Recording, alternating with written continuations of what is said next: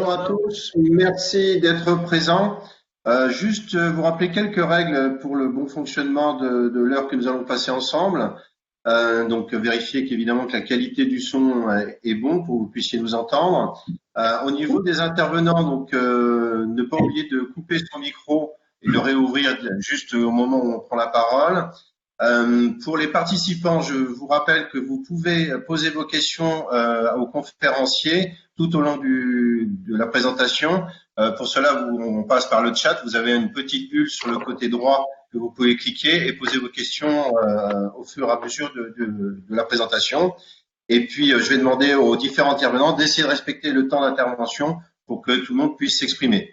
Je vous remercie encore et à 19h, nous clôturerons la présentation. Je passe la parole à Pierre-Yves Schneider pour lancer notre webinaire.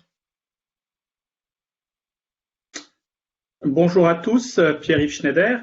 Je suis le correspondant pour la région Bourgogne-Franche-Comté de la Fondation MMA Entrepreneurs du Futur.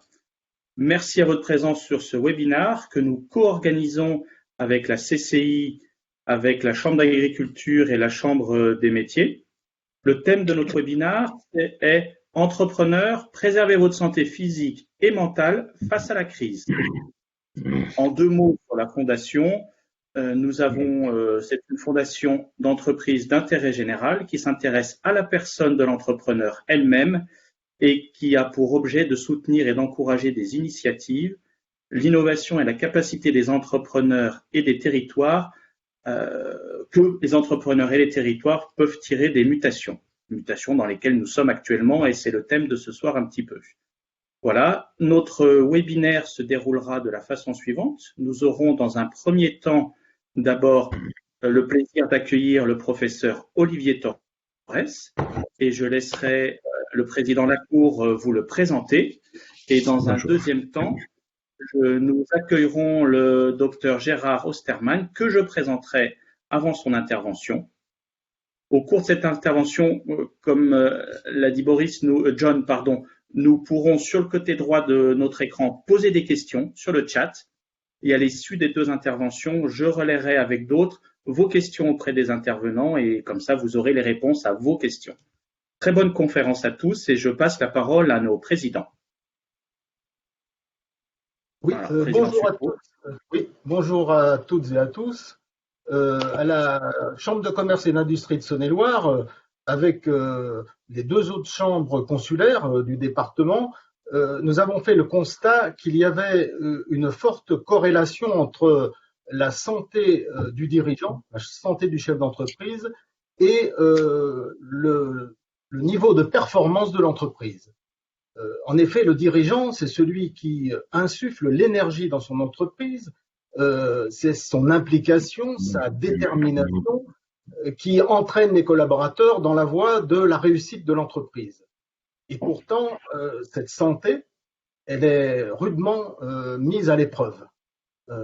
Les horaires qui sont souvent illimités, le stress, le poids des réglementations contraignantes, les difficultés conjoncturelles, mais aussi des difficultés structurelles auxquelles il faut faire face. Il y a des tas de raisons qui peuvent affecter la santé mentale et la santé physique du dirigeant. La crise sanitaire, d'ailleurs, elle a plutôt aggravé cette situation depuis un an. Beaucoup de choses sont faites, heureusement, pour la santé des collaborateurs dans tout type d'entreprise. C'est tant mieux, mais le chef d'entreprise, il est souvent le parent pauvre en ce domaine, qu'il s'agisse en termes de prévention ou d'accompagnement dans les difficultés qu'il peut rencontrer dans son activité. C'est la raison pour laquelle nous avons souhaité, avec l'appui indispensable de la Fondation MMA des entrepreneurs du futur, que je veux ici bien sûr remercier, nous avons sensibilisé vous, chefs d'entreprise, à cet enjeu de la santé, vous proposer des pistes très opérationnelles pour la préserver. C'est bien la santé individuelle du dirigeant qui fait la santé collective des entreprises et la vitalité de l'ensemble de l'économie.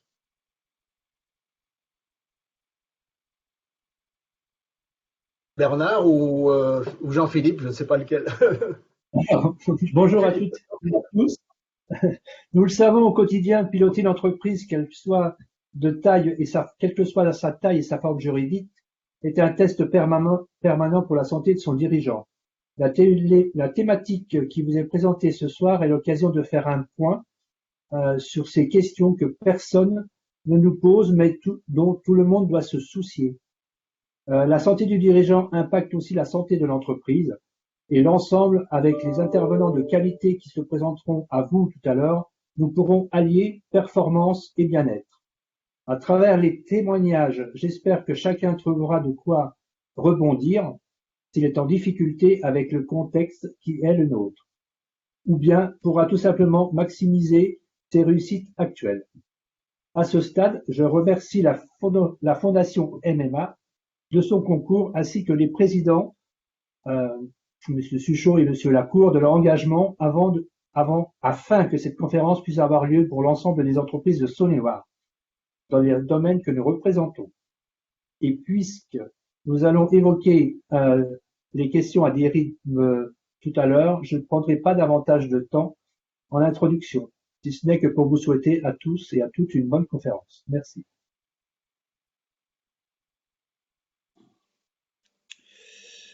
Donc Bernard Lacour, donc président de la Chambre d'agriculture, je voudrais effectivement m'associer aux remerciements de mes collègues présidents par rapport aux intervenants et également par rapport aux participants.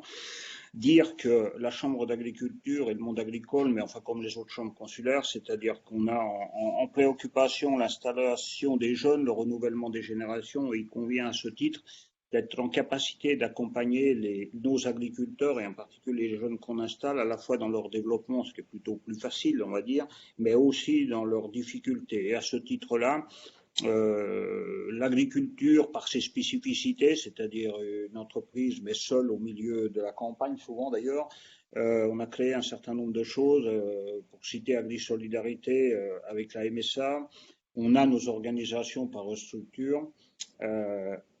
On a connu il y a quelques années, mais ce qui est pas passé d'ailleurs, mais enfin il y a un certain nombre d'années des difficultés en agriculture avec un taux de suicide, parce qu'il faut mettre le mot là où il est, important dans notre profession. Donc de par là, il y a eu une volonté de la Chambre d'agriculture de travailler sur ce sujet-là. On a mis en place avec Olivier Torres, qu'on a le plaisir d'accueillir, l'Observatoire de la santé du dirigeant, pour permettre dans l'intimité du chez-soi que nos agriculteurs puissent s'exprimer sur leur mal-être et leurs difficultés et de par là les accompagner.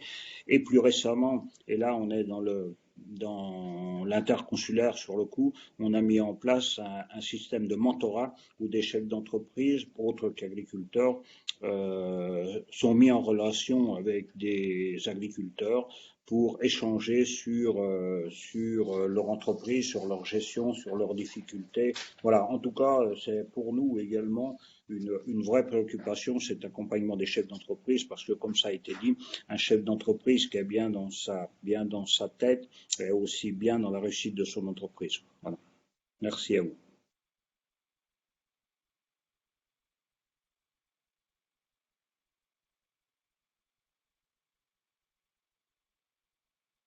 Je pense que c'est à vous, Olivier Torres. Alors, Bernard Lacour, je crois que j'ai comme mission de présenter Olivier Torres. Donc, oui. Alors, on m'a confié cette mission, mais quand on a recherché son CV, c'est vrai qu'il a un CV de par son parcours qui est long comme un jour de juin. Donc, du coup, je suis allé bref pour dire que Olivier est professeur à l'Université de Montpellier. Et il est fondateur et président, et c'est à ce titre qu'on a travaillé, le président et fondateur d'Amaroc, voilà, dont il parlera. Et Olivier, par rapport au contexte que j'ai décrit tout à l'heure, eh bien, c'est à la fois une méthode par rapport à des responsables que nous sommes. C'est une méthode pour parler d'un sujet qui est compliqué, qui est difficile, qui touche sur l'humain, qui touche dans l'individu, dans sa chair et dans sa profession et aussi dans sa famille. Et voilà. Et pour résumer, c'est quelqu'un qui est capable de mettre des mots sur des mots. Voilà. Bonne conférence et Merci beaucoup Bernard. Et merci pour ce témoignage. C'est toujours un plaisir pour moi d'intervenir sur cette question de la santé des dirigeants de PME qui m'anime depuis 12 ans. Peut-être en un mot, moi je suis un PMiste, je suis un économiste des PME. Je m'intéresse aux patrons patrimoniaux, j'allais dire patrimoniaux et patriotiques en quelque sorte, c'est-à-dire ceux qui s'engagent corps et âme dans leur entreprise, soit agriculteurs, qu'ils soient artisans, soit commerçants. Je n'oublie pas les professions libérales parce que pour moi un expert comptable, il paye l'URSSAF, il cotisait autrefois au RSI. Tout ce monde-là, c'est 3,2 millions de personnes et qui n'ont toujours pas de service de santé au travail. Mais Amarok a fini par être entendu, on a été auditionné par des sénateurs et des députés, et la loi qui se prépare actuellement, dite loi Lecoq-Grandjean, va, je l'espère, ouvrir les services de santé au travail aux travailleurs non salariés. Alors, j'appelle à mon secours Marlène, qui devrait normalement projeter des éléments, je ne vais pas vous assommer de chiffres, mais j'ai 3 idées à vous faire passer, tout en respectant le temps. Très important pour nous de respecter le temps et dans la mesure du possible, à 19h, ça sera terminé et il y a un contenu très intéressant après avec le professeur Osterman. Et donc, voilà, je ferai mes 20-22 minutes comme il se doit. Donc, normalement, moi, il y a 3 idées. Parfait. Il y a 3 idées que je vais faire passer. D'abord, je vais vous présenter les résultats d'une enquête nationale que nous avons faite au mois de février, donc c'est tout récent. Les chiffres sont pas forcément très bons, très positifs, mais je vous montrerai à quel point il y a quand même aussi des voies pour agir et ne pas subir. Alors, Marlène, je voudrais commencer par un sondage. Et vous qui nous écoutez, vous les chefs d'entreprise, hommes et femmes, qui travaillez beaucoup, investis de votre travail, comment allez-vous? Et il y a un petit sondage qui vous est proposé sur le côté, vous allez voir des réponses. On vous demande si vous allez très bien, ni bien ni mal, si vous allez mal et très mal. Et on peut très bien aller très mal par le contexte qui va, mais on peut aussi, et on a tout à fait le droit de dire qu'on va très très bien. Donc voilà, répondez sans aucune retenue, c'est anonyme, et je peux voir à l'instant même en direct. On va conserver encore quelques secondes les résultats. Et je dirais que, écoutez, sur ce que vous me donnez à voir, je dirais que la majorité d'entre vous va bien. On est plutôt aux alentours de 46-50%. Il y en a même 20-25% qui disent aller très très bien. Certains sont ni bien ni mal. Et finalement, des gens très mal, pour l'instant, il n'y en a pas. Et il y en a, allez, on va dire 5-7%. Aller plutôt mal. Je remercie ceux qui ont organisé ce sondage. Ça me donne un petit aperçu. Alors Marlène, diapositive suivante. Cette crise, elle est systémique. C'est une crise totale. Et permettez-moi de dire 2 choses. D'abord, moi je salue quand même si beaucoup les procureurs la critiquent, l'action du gouvernement. Moi, je pense que quand même le gouvernement a pris beaucoup de mesures, plus de 60 ordonnances. C'est plus que jamais sous l'histoire de la Ve République. Je pense que de toutes les républiques qu'a connues l'histoire de notre pays, on n'a jamais vu autant d'ordonnances. Mais je voudrais devant vous féliciter également les corps intermédiaires. Et je ne le dis pas parce qu'ils sont présents, mais que ce soit le président Lacour de la Chambre d'agriculture, le président Boyer de la CMA, de la Chambre des métiers et d'artisanat, ou Michel Suchot de la CCI, de la Chambre de commerce et d'industrie, le réseau consulaire a été formidable pendant cette crise. Je vais prendre un exemple. CMA France, en janvier, a donné un chiffre plus éloquent que tout. 925 000 artisans ont été contactés par les permanents des réseaux des CMA. Et ça doit être la même chose et peut-être même encore davantage avec les réseaux de CCI. Et je sais que David Barthes et puis Bernard Lacour de la Chambre d'agriculture Saône-et-Loire se sont énormément démenés pour venir en aide et pour parfois décortiquer tout ce dispositif législatif. Donc cette crise, c'est aussi le retour des corps intermédiaires. Et puis enfin, à la fin des fins, c'est vous les chefs d'entreprise, qui allaient être, je dirais, les artisans de la relance de demain. Alors, Diapositive suivante, Marlène. Moi d'abord, je voulais vous dire un grand résultat qu'on a montré depuis une dizaine d'années, c'est que entreprendre, c'est bon pour la santé. Et ça, je tiens à le dire en préalable, parce que c'est vrai qu'on va parler de choses qui vont peut-être pas, mais quand même, à la fin des fins, être à son compte, être un entrepreneur, diriger une PME ou une TPE, c'est se mettre en situation de maîtrise de son destin, en optimisme, en endurance, en capacité d'adaptation. Et je vous garantis que ces facteurs-là sont des facteurs qu'on appelle salutogènes, c'est-à-dire bons pour la santé. Mais, c'est vrai que être à son compte, être chef d'entreprise, c'est épuisant.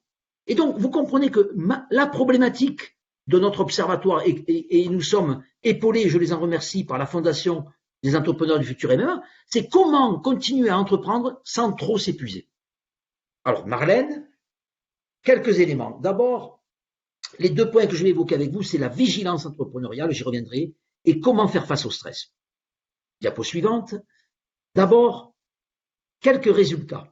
Donc, nous avons enquêté plus de 1000 chefs d'entreprise. D'ailleurs, Michel Suchot et la CCI Saône-et-Loire ainsi que la Chambre d'agriculture de Saône-et-Loire ont aidé et participé à la collecte d'informations. Alors, quels sont les résultats? Regardez-les. Diapositive suivante.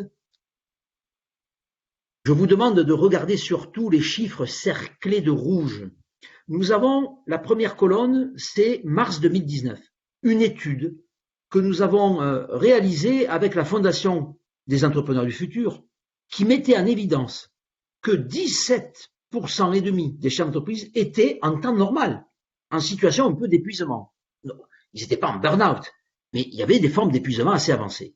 Et 1,75% des dirigeants, eux, étaient en épuisement sévère. Eh bien, regardez, hélas, la colonne de droite, celle qui est toute récente, celle qui résulte de l'étude que nous avons faite ce mois-ci. Eh bien, nous sommes rendus au double, c'est-à-dire que les entrepreneurs qui sont en phase d'épuisement sont passés à 36%, et ceux qui sont en épuisement sévère, on passe de 1,75 à 10%. Donc, bien sûr qu'il y a quand même une grande majorité des chefs d'entreprise qui vont encore très bien et qui tiennent bon, mais il y a quand même une proportion non négligeable et significative d'hommes et de femmes qui sont en difficulté. Alors, qu'est-ce qu'on a mis en évidence pendant cette crise du coronavirus? Diapositive suivante. Eh bien, un phénomène curieux, je dirais inédit pour nous, c'est la montée en puissance de 2 facteurs concomitants, le sentiment d'être coincé et le sentiment d'être impuissant. Et ces 2 facteurs conjoints, concomitants, donnent naissance à ce que j'appelle, moi avec d'autres chercheurs, on est une équipe, on appelle ça le syndrome d'épuisement d'empêchement. C'est-à-dire qu'il faut savoir une chose, c'est que vous êtes en général des hommes et des femmes hyperactifs. Et vous êtes des hommes et des femmes qui ont en général cette croyance de maîtriser leur destin. Or, qu'est-ce qui s'est passé et qu'est-ce qui se passe encore aujourd'hui de manière assez persistante? Eh bien, regardez la diapositive suivante. Marlène, venez à mon secours. Cette montée de l'impuissance, elle est d'autant plus dure à vivre que vous avez, vous les chefs d'entreprise, un rapport existentialiste à votre travail. J'ose le terme. C'est-à-dire qu'on s'est rendu compte que, par exemple, la perspective de déposer votre bilan avait plus d'impact négatif sur votre santé que la perspective d'attraper gravement la maladie. Ça paraît incroyable, mais c'est parce que vous êtes tellement investis, certains même sont des créateurs d'entreprises, que finalement l'idée même de perdre cette entreprise que certains voient comme un bébé, eh bien ça leur est insupportable. Et le sentiment d'être coincé, ça contrevient aux hyperactifs que vous êtes. On le sait ça, les chiffres Eurostat montrent que les chefs d'entreprise, qu'ils soient agriculteurs, commerçants, artisans, industriels, quels que soient les corps de métier, vous travaillez en moyenne 50 heures par semaine. C'est une moyenne. Certains sont au-dessus, certains peut-être en dessous. Mais le salarié moyen en France est à plutôt 40 heures. 39 heures pour être précis, il fait quelques heures sup. Mais vous voyez l'écart. Donc on voit bien l'émergence de ce syndrome d'empêchement. Alors, passons à la suite.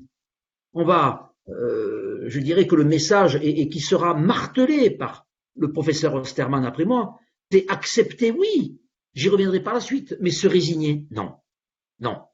Se résigner, ça serait finalement accepter, je dirais, le parfum d'une défaite annoncée. Et donc la situation, elle est là, la crise est ici. Il ne s'agit pas de la nier, il s'agit d'accepter, mais pas de se résigner. Alors, voyons la suite. Marlène, oui, rapidement, si certains vont mal, et certains ont répondu qu'ils allaient mal, n'hésitez pas à vous rapprocher du portail du rebond, où vous avez plusieurs associations, APESA dans les tribunaux de commerce, 60 000 rebonds, Recré, Second Souffle, SOS Entrepreneurs et à Maroc, qui sont là aussi pour vous aider. Et je dirais qu'un des aspects positifs de cette crise, c'est qu'elle a aussi généré un élan associatif formidable pour pouvoir aussi créer, je dirais, de la solidarité. Je vais reprendre un terme de la Chambre d'agriculture de Saône-et-Loire, c'est la politique de la main tendue. Et Bernard Lacour, je crois, l'a dit ou l'a suggéré, c'est d'ailleurs, je crois, le journal de la Chambre, la main tendue. Et ça, c'est très important. Et je dirais qu'il y a encore mieux que la main tendue, c'est la main saisie. Et c'est ça qui est très important. Alors, passons à la diapositive suivante, je vous prie, et ajoutons un aspect positif, ce que j'ai appelé le décret de la volonté. Prenez en photo cette liste de facteurs, parce que tous les facteurs que j'ai listés ici sont des facteurs qui sont à la fois salutogènes, c'est-à-dire bons pour la santé, et bons pour l'entrepreneuriat. Eh bien, vous regarderez que pendant cette crise, ils ont tous augmenté, à part l'optimisme. Mais sinon, ce qui a augmenté le plus, c'est la capacité d'adaptation.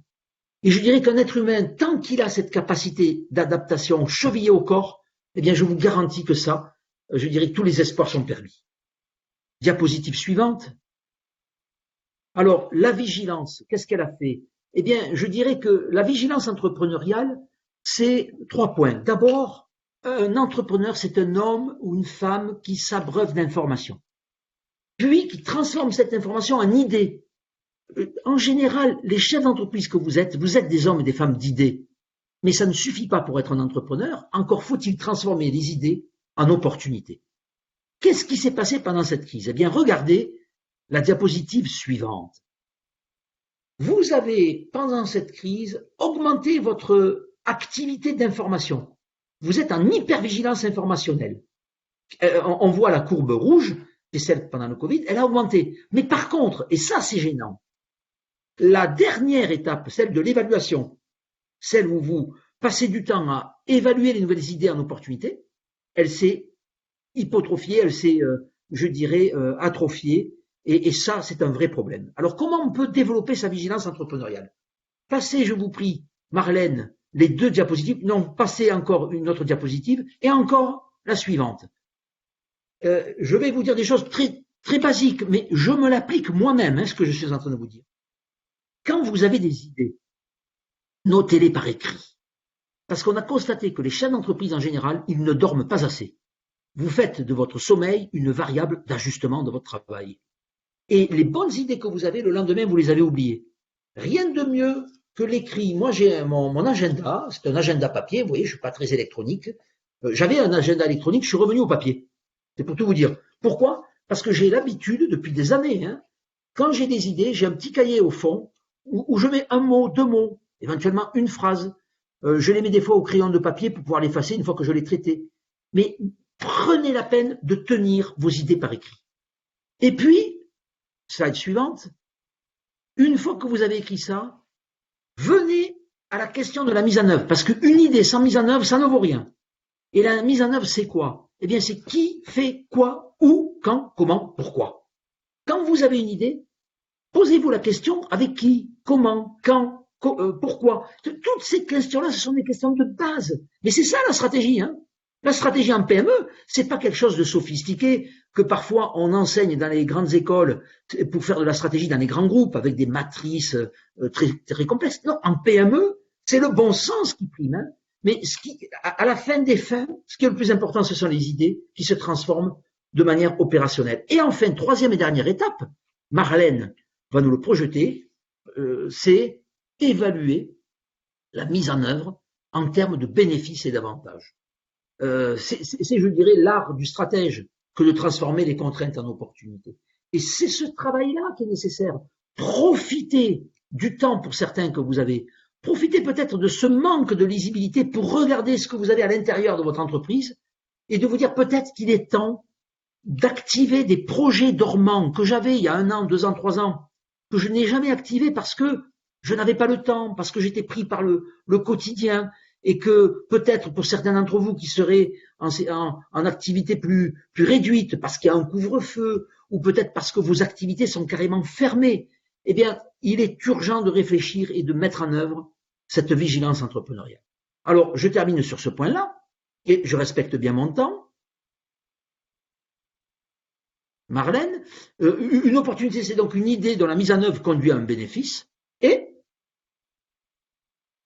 je dirais qu'elle devient stratégique et en plus, elle vous confère, je dirais, une source d'avantages concurrentiels.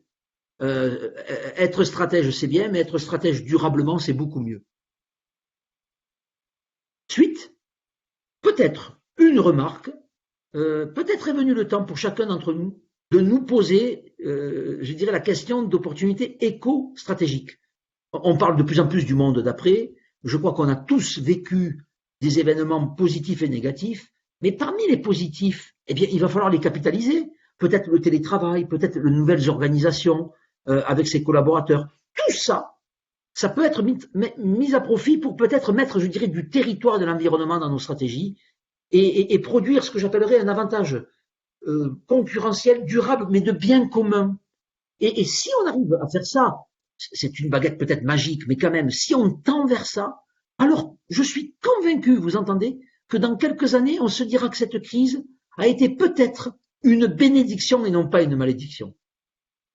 Alors, il me reste encore 4-5 minutes, juste pour terminer sur le 3e et dernier point que je voulais évoquer avec vous, c'est parce que malgré ça, on est tous soumis à des doses de stress. J'ai écouté attentivement tout à l'heure Michel Suchot qui parlait justement du stress, le président Boyer également l'a évoqué, je sais que Bernard Lacour sait que parfois la situation dans l'agriculture peut être extrêmement stressante. Comment on fait face au stress? Eh bien, regardez, et vous pouvez enregistrer ça, hein.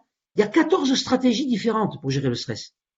Et ces stratégies ont été conçues par 2 chercheurs américains, Lazarus, un homme, Fortman, une femme, qui ont passé toute leur vie à étudier comment les humains faisaient face au stress. On appelle ça les stratégies de coping en anglais. Alors, regardez vite, le coping actif, je fixe une ligne d'action et je m'y tiens. La planification, je fixe des étapes. Et une fois que j'ai défini les étapes à suivre, eh bien, ça apaise mon stress. La réinterprétation positive. Feu, mais ma grand-mère disait, naguère à chaque fois, à toute chose, malheur est bon.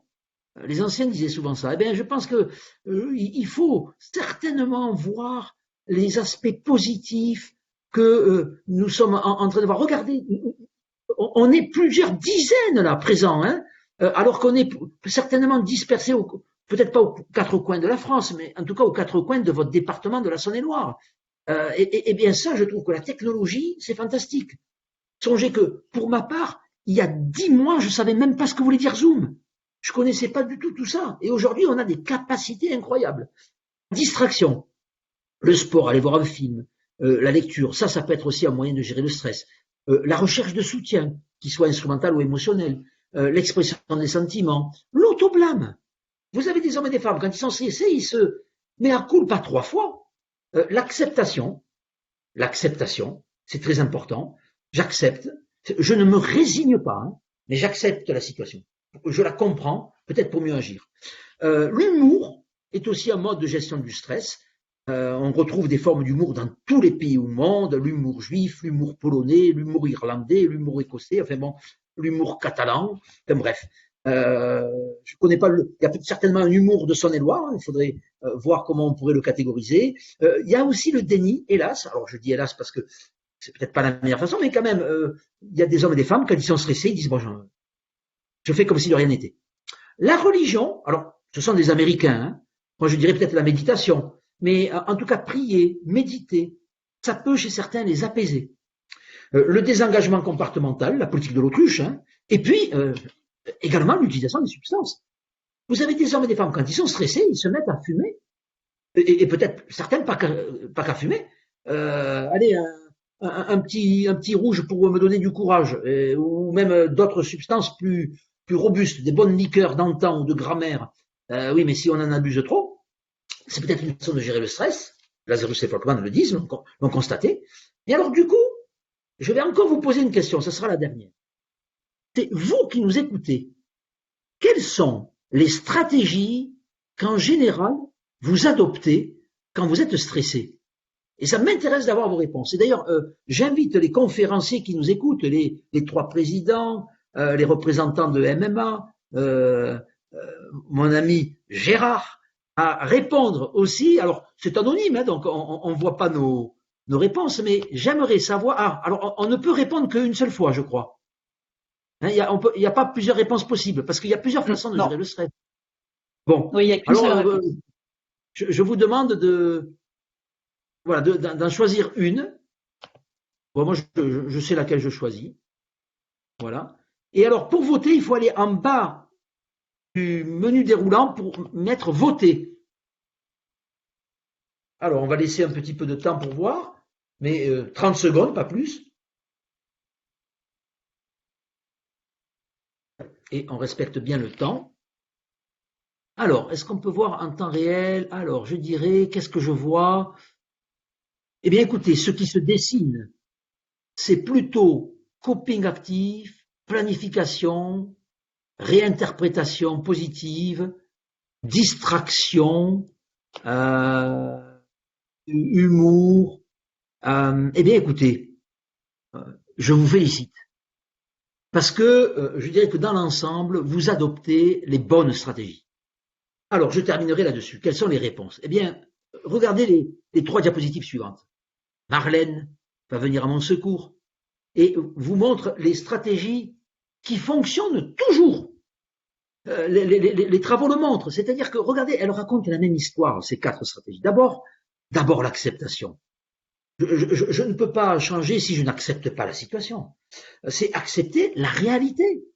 La réalité telle qu'elle est, de la nouvelle situation dans laquelle je suis. Et j'apprends à vivre dans ma nouvelle situation. Mais je réinterprète positivement ce qui m'arrive. Et puis après, je me fixe une ligne d'action et je m'y tiens.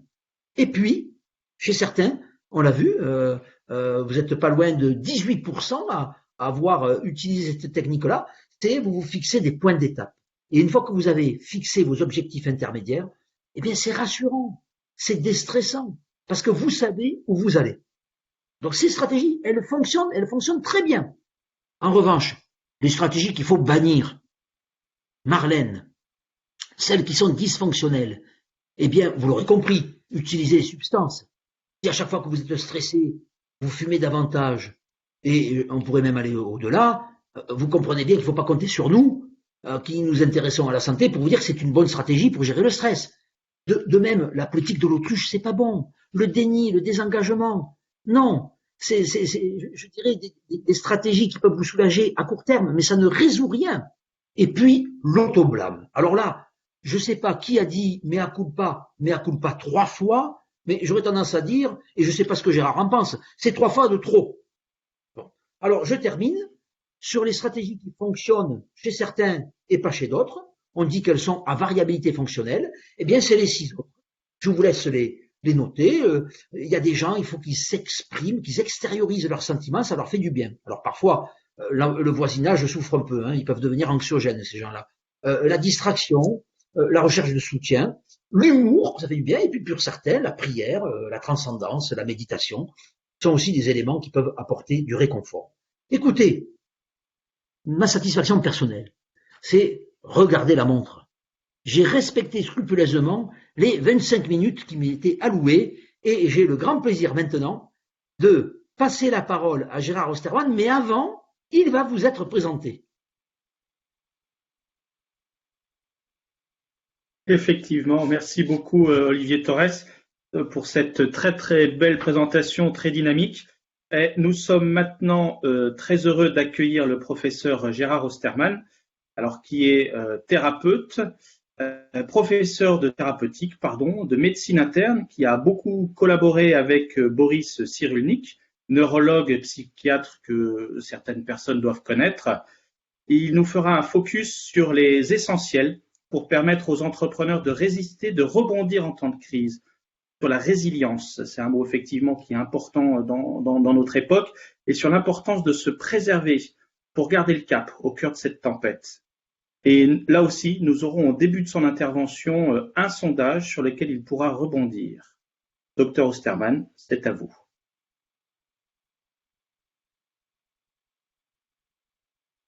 De belles présentations de nos dirigeants, magnifique conférence également d'Olivier Torres, que j'ai le plaisir d'avoir comme ami et qui m'enseigne beaucoup de choses. J'ai pas son expertise en matière d'entrepreneur. Mon expertise, elle est plutôt du côté de la psychothérapie, de mon intérêt effectivement pour la santé. Et je ne peux que reprendre, si maintenant Marlène me donne la première diapo, si possible. Merci Marlène par avance. Voilà. Ces essentiels pour résister et rebondir, comme cela vient d'être dit, eh bien c'est la première diapo, pardon, on revient voilà.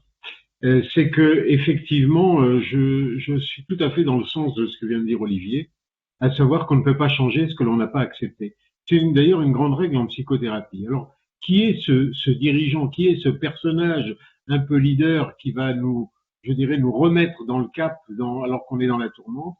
Eh bien, celui qui est capable de déceler le cap dans un ciel, on peut le dire d'ailleurs un peu sans visibilité, et c'est celui qui est capable de communiquer sa confiance à tout son équipage, capable d'en obtenir une adhésion active et intelligente, capable de faire comprendre à tous combien il est dorénavant nécessaire de relever le défi, et ça a été dit par Olivier, un défi de l'excellence, je dirais, mais capable d'établir aussi des solidarités actives pour faire en sorte que eh bien, on reste serein dans un monde incertain.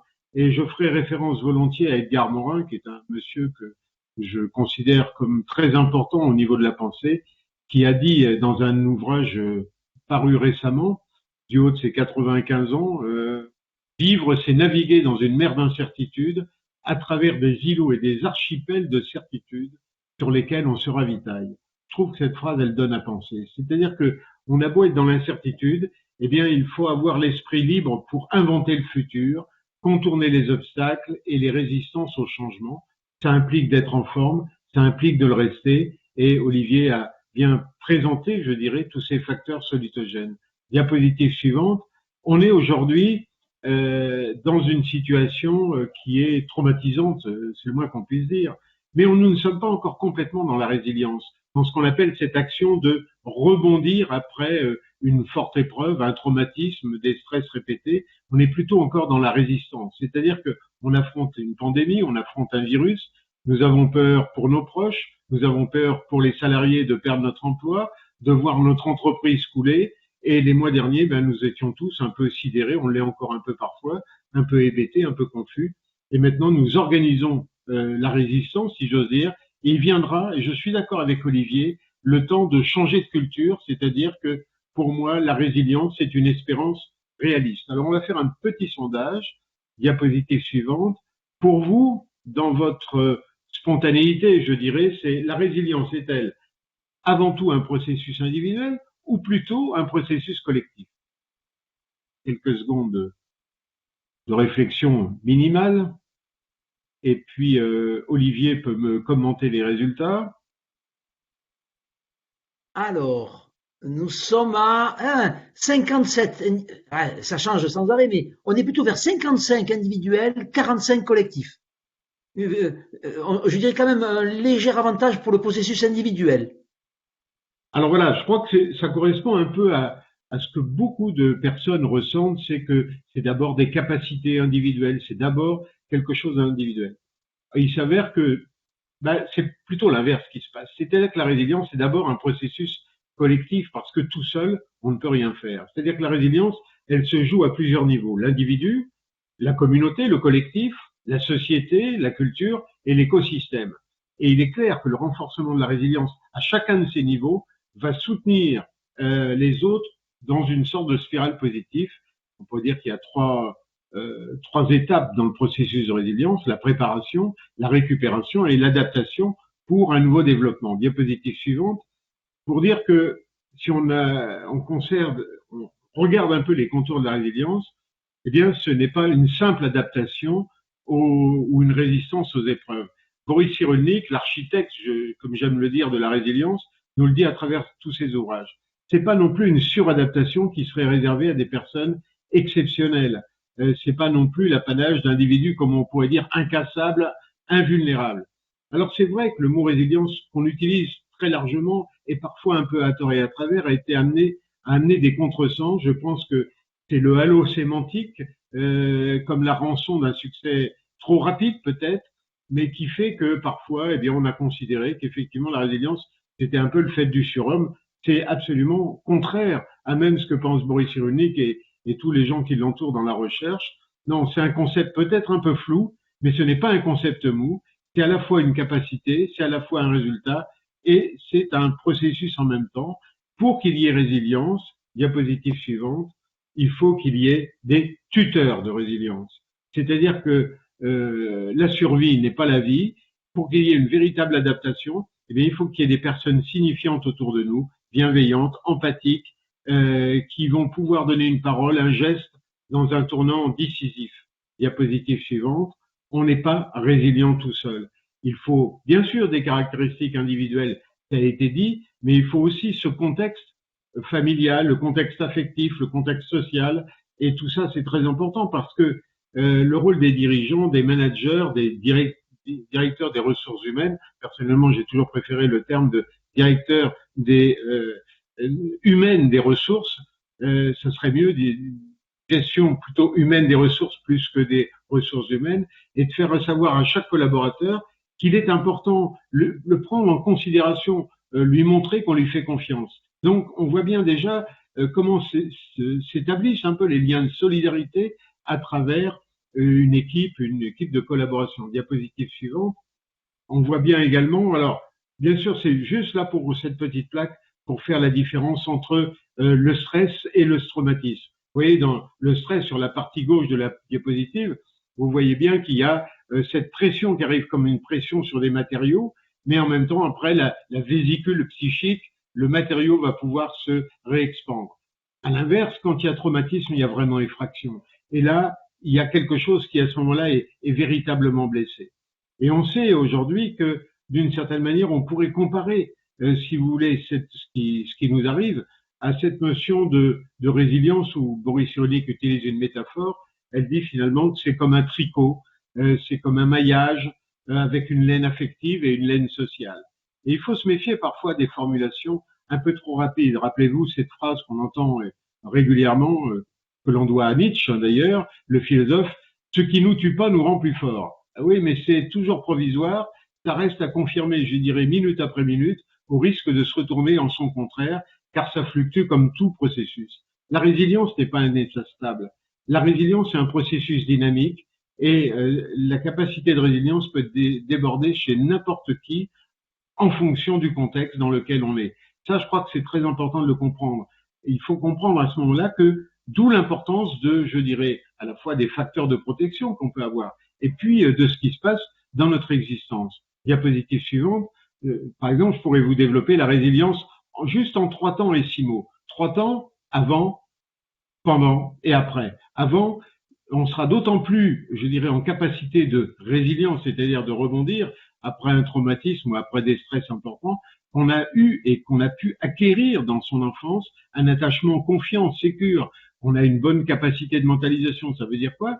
Ça veut dire qu'on est capable de penser, de rêver, d'imaginer, qu'on aime lire, qu'on aime discourir. Pendant, eh bien, va être très différent selon que l'agression est extrafamiliale ou intrafamiliale. Je vous donne juste un chiffre. Quand on a une agression extrafamiliale, mettons par exemple un accident de voiture, accident de train, une catastrophe extérieure à nous qui ne dépend pas de nous, eh bien 80% au bout d'un an, 80% des personnes s'en sortent. Quand l'agression est intrafamiliale, alors que c'est là où devrait être le havre de sécurité, là, par exemple, et on parle beaucoup d'inceste aujourd'hui, eh bien là, 80 à 90% des gens, un an après, ne s'en sortent pas s'ils ne sont pas aidés. Et après, on voit bien que ce qui va être important, c'est le soutien affectif, c'est le fait de donner du sens. Donc ça, c'est très important parce que à un moment, les gens, on le voit bien maintenant à travers cette pandémie aussi, que l'absence de sens dans l'entreprise, par exemple, peut rendre notre vie triste, vide et terne. Et c'est ce qu'on peut noter sur le plan de la psychologie. On a à ce moment-là perdu les 3 capacités fondamentales, c'est-à-dire l'envie d'agir, ce qu'on appelle l'élan vital, la capacité au plaisir, ce qu'on appelle nous l'anédonie, et le lien aux autres, quand leur souffrance les replie sur elles-mêmes. Donc, les facteurs d'antirésilience, c'est quoi? C'est l'isolement, c'est l'humiliation et la honte, et c'est le non-sens qui rend confus et je dirais empêche tout projet. Alors, diapositive suivante, on peut faire le même parallèle maintenant avec la résilience organisationnelle en 3 temps et 6 mots. Avant, pourquoi? Avant, eh bien, on sait très bien d'ailleurs, et tous les entrepreneurs qui sont ici le savent, il y a une culture aussi d'entreprise. Et c'est une culture, quand elle est, je dirais, très positive, c'est une culture de sécurité intérieure de l'établissement, de l'institution. Donc, c'est un système dynamique. Et ça, il y a quand même ce que j'appellerais le réseau d'appartenance à telle ou telle entreprise. Pendant, eh bien, on est dans la crise. Et crise en grec, ça veut dire aussi crisis, ça veut dire séparation. Et si on le prenait en chinois, il y a 2 idéogrammes qui veut dire à la fois le danger et en même temps l'opportunité qu'Olivier Torres a bien développé tout à l'heure quand il disait finalement, dans l'opportunité, c'est une idée, mais à la condition de la mettre en œuvre. Et puis après, eh bien, c'est cultiver le lien social pour être acteur effectivement de la résilience. Alors, diapositive suivante, on pourrait se poser la question, c'est quoi un entrepreneur résilient? Eh bien, vous voyez qu'il y a bien cette vigilance personnelle. C'est être capable aussi de déléguer, c'est capable de savoir recruter un profil qui correspond à des besoins. Je crois que l'image que j'ai empruntée à une revue qui est excellente d'ailleurs, on voit bien le dirigeant à ce moment-là, c'est celui qui est capable finalement de se hisser un peu au-dessus de la couche de brouillard, d'analyser ce qu'il voit de façon la plus objective, factuelle et rapide, et puis de rebaisser ensuite la tête dans le brouillard pour parler à ses équipes, parler à ses collaborateurs sur la façon de conduire le bateau.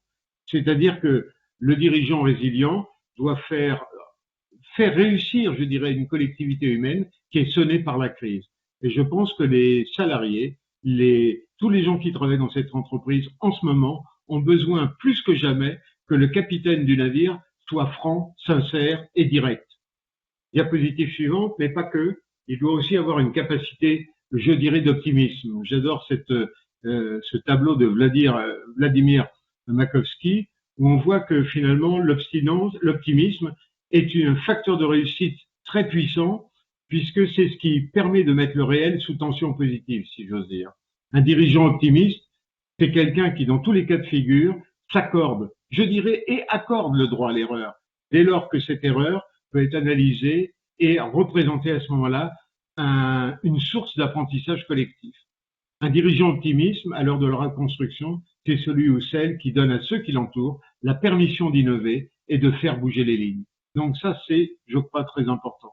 Diapositive suivante, et on voit bien que dans les piliers de la résilience organisationnelle, il faut être capable de passer pour un dirigeant de l'homme orchestre, celui qui fait tout, au chef d'orchestre, c'est-à-dire celui qui est capable de déléguer, de guider le travail des autres sans le faire à leur place. Donc, c'est prioriser les actions du collectif, c'est maintenir le moral des troupes, c'est optimiser la circulation de l'information et pour qu'il y ait une cohérence d'ensemble. On voit bien aujourd'hui que cette crise nous amène à plusieurs choses. Le temps et le besoin de ralentir, car il faut du temps pour construire des liens de confiance dans une collectivité, dans une entreprise, et développer le dialogue et la résolution non violente des conflits. Et puis, il faut aussi la juste dimension des espaces et des groupes.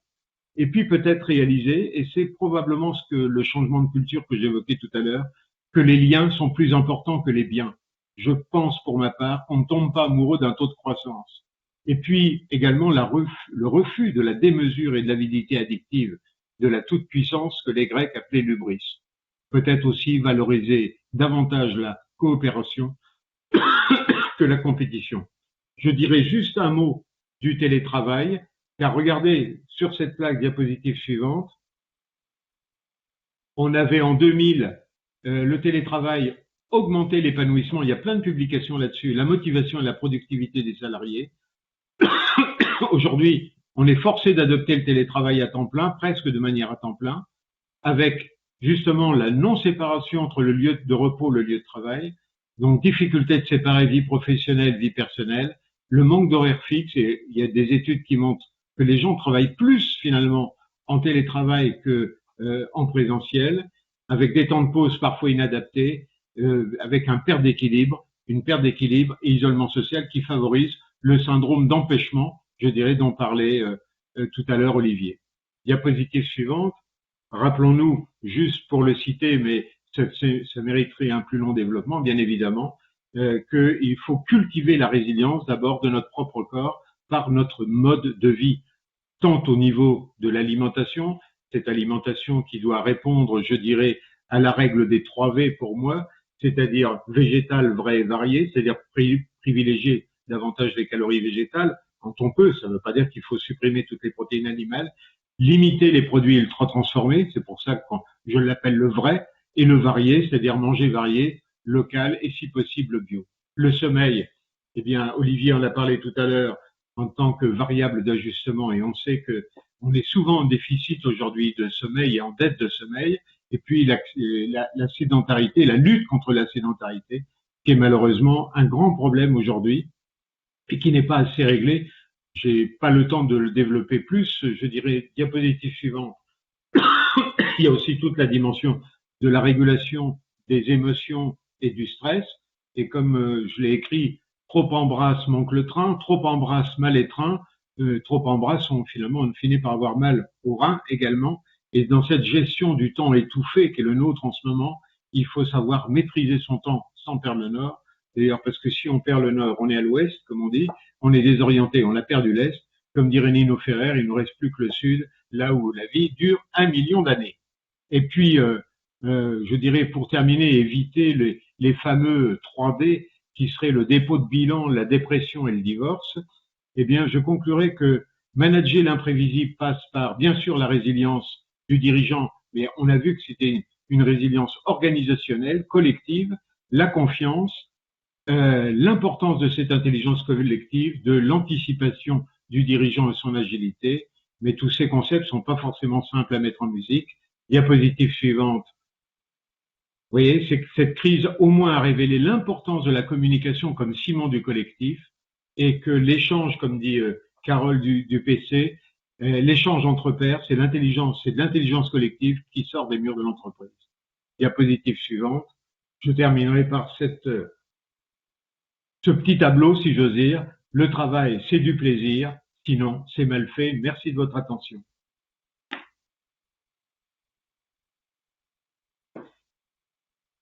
Merci, Dr Osterman. Donc, on a quelques questions qui sont venues pendant la présentation. Pierre-Yves Schneider, tu poses la première question que tu as. Ok, oui, très très bien. C'est une question qui est destinée plus à Gérard. Comment transformer une menace en opportunité?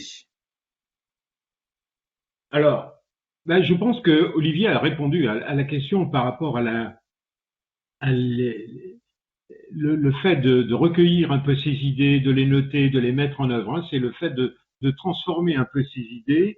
Et puis, je pense que pour établir ses forces et ses faiblesses, car d'une certaine manière, la résilience, c'est la force de la faiblesse. L'entrepreneur doit regarder en interne toutes les ressources dont il dispose, qu'elles soient humaines, immatérielles ou matérielles. Donc, c'est vraiment déjà faire le point un peu de toutes les ressources possibles, car il n'y a pas de résilience sans ressources, et les plus importantes, bien sûr, sont les ressources humaines. Mais je crois qu'Olivier avait bien pointé cette notion de la mise en œuvre d'une idée, car si une idée n'est pas mise en œuvre, elle ne sert à rien. Oui. Oui. Merci. Deuxième question, je crois que c'est Michel Suchot. Oui, Olivier, oui, vous avez bien montré là dans votre présentation hein, qu'il y avait une dégradation, en particulier avec l'Observatoire de la santé du dirigeant, hein, qu'il y avait une dégradation de la santé mentale du dirigeant là entre 2019-2020. par rapport à la situation actuelle, c'est-à-dire qui était liée, donc cette dégradation était liée vraiment au confinement, qui était brutal, non prévisible, etc. Maintenant, avec cette période plutôt de couvre-feu, en quelle mesure la situation, l'état mental peut encore se dégrader? Parce qu'on a l'impression, au contraire, ça donnerait plus de repos aux dirigeants de rentrer chez lui à 18 heures. Oui, c'est exactement ce qu'on a pu observer. C'est-à-dire qu'en fait, étonnamment, ce confinement a amélioré la santé physique. Hein. C'est-à-dire que les chefs d'entreprise, moi j'ai mon propre coiffeur, artisan coiffeur, m'a dit, j'ai été fermé pendant plus d'un mois et demi, j'ai jamais connu des vacances aussi longues. Et j'en ai profité finalement pour me reposer. Bon, le couvre-feu est moins contraignant, et effectivement c'est important de le dire, mais ce qui épuise le plus les chefs d'entreprise aujourd'hui, c'est le manque de lisibilité. C'est-à-dire, c'est pas tant de se reposer, c'est qu'en fait ils gambergent dans leur tête, parce que certains sont en difficulté, alors ils ont peut-être peur du dépôt de bilan, peut-être que l'heure du remboursement du PGE n'est pas encore complètement arrivée, mais ça viendra à un moment donné parce qu'il faudra bien, je dirais, rembourser les dettes. Donc, je dirais que c'est vraiment ce syndrome d'empêchement qui, étonnamment, est plus épuisant pour les chefs d'entreprise que la suractivité. Cet après-midi, d'ailleurs, tiens, je vais vous dire une anecdote. Tout à l'heure, j'ai bien aimé l'expression de Bernard Lacour. Il disait, je crois, c'est long comme un mois de juin. Hein, Bernard, je crois que c'est l'expression que tu as tenue. Eh bien, est-ce que vous savez quel est le mois qui stresse le plus les chefs d'entreprise? Parce qu'on a fait des études longitudinales. Eh bien, c'est le mois de mai. Et vous savez pourquoi c'est le mois de mai? Parce que c'est le mois où il y a le plus de jours fériés.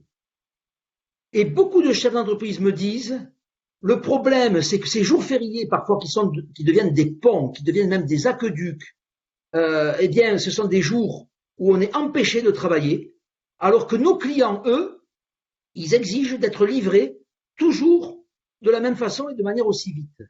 Et donc, on voit bien que un chef d'entreprise qui est en surcharge, il n'y a pas de souci, il s'adapte. Il n'y a rien de pire que la sous-activité pour les chefs d'entreprise. Et c'est bien ça le problème. C'est pas le fait d'être en couvre-feu, c'est d'être en perspective pour certains de sous-activité, et ça, c'est ce qui est le plus épuisant mentalement pour eux. Merci Olivier.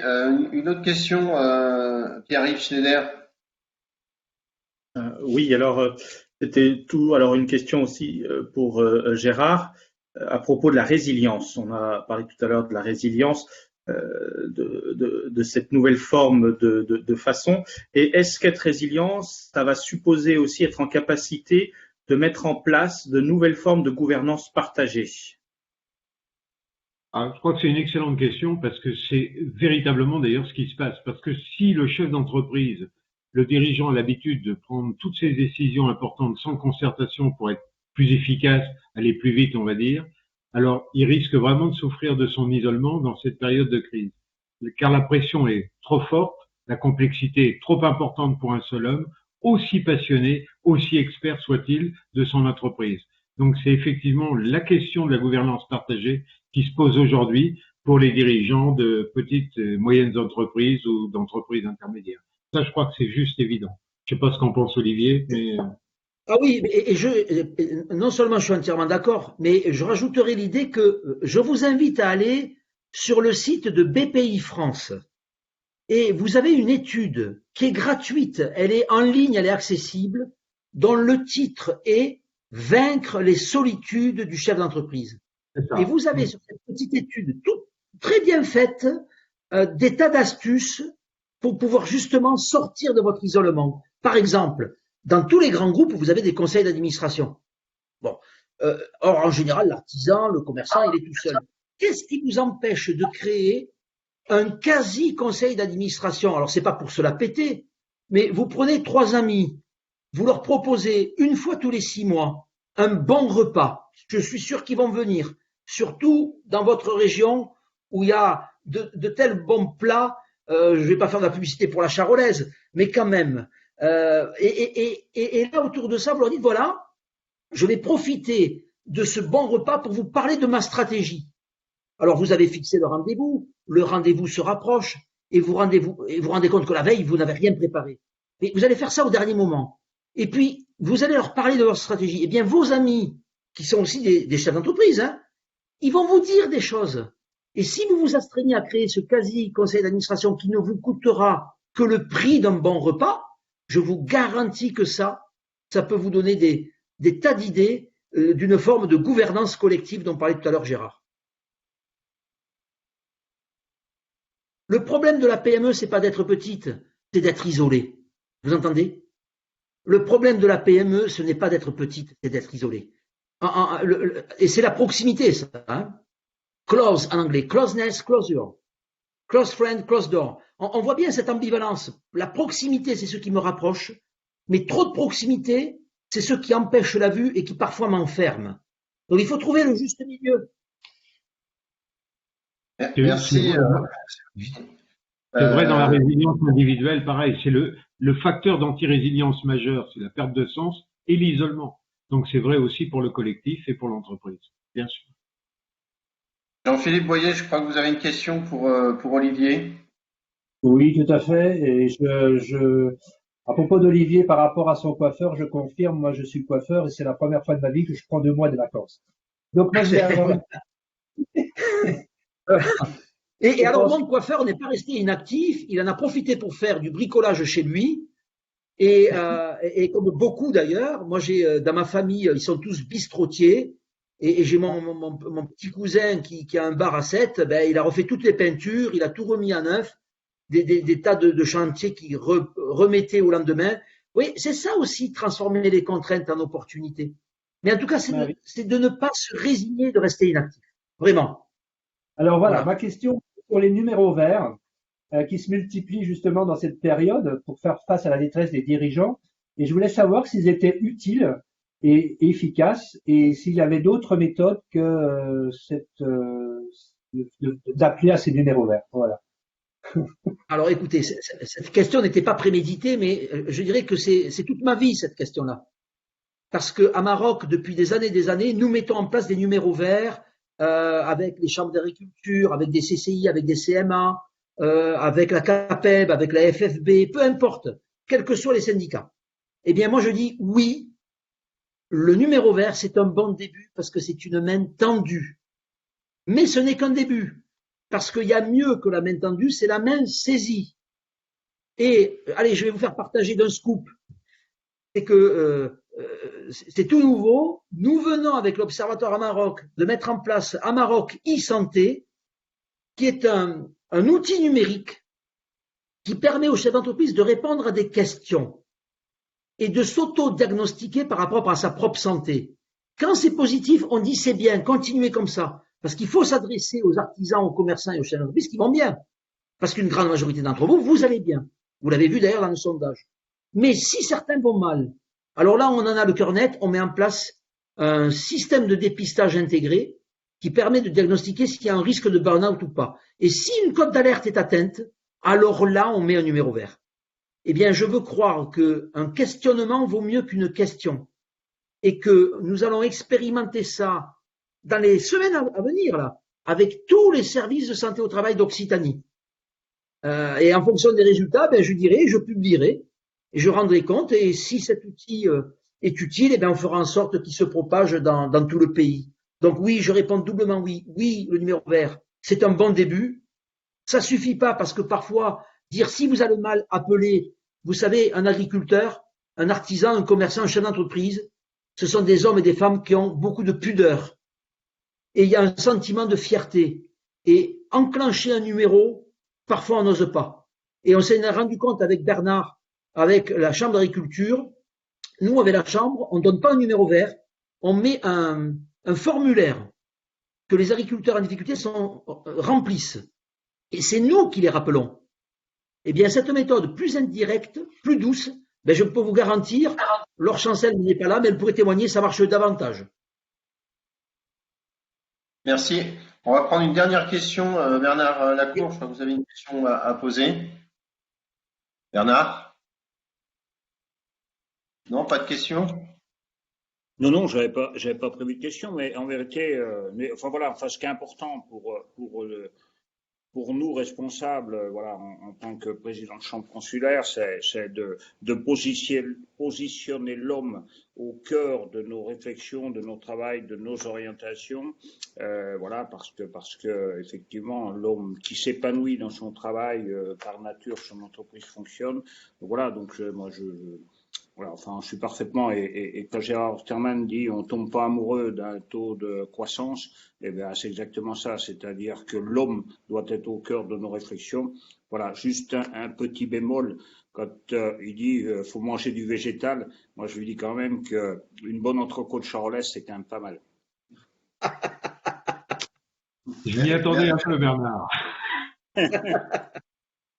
Merci. Bon, c'est un bon mot de la fin. Hein? Voilà, c'est ça. Et bon, en même temps, il faut terminer sur effectivement l'idée de la diversité dans tous les domaines. Hein, ah oui. Voilà. Chez nous, c'est la tielle. Voilà. Autrement dit, pour changer d'habitude, je dirais, et d'attitude, il faut aussi changer d'altitude. Et pour changer d'altitude, on a beaucoup plus de chance quand on a des personnalités différentes, c'est-à-dire qu'on a différents angles de vue, et c'est ça qui fait la force, je dirais, d'une équipe. Merci beaucoup. En tout cas, on voit la diversité autour de l'écran, c'est formidable. Je vais laisser les derniers mots à Pierre-Yves Schneider. Alors, oui, je vais le faire. Oui, merci pour tous ces échanges.